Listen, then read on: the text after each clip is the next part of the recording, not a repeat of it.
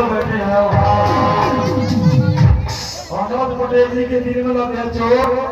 तो पागे बिगड़ का सरकार का सफाई का पंपन हो और साथी क्या करते अनुज पटेल जी कहना है कि तुझको देखेंगे चांद और सितारे तो जिया मांगेंगे कहते हैं कि तुझको देखेंगे चांद और सितारे तो जिया मांगेंगे हल्ला गावे जी प्यासी तेरे जुल्फों से घाटा मांगेंगे अपने कंधे के दुपट्टा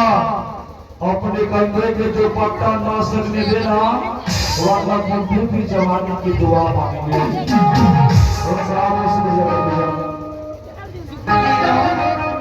हेलो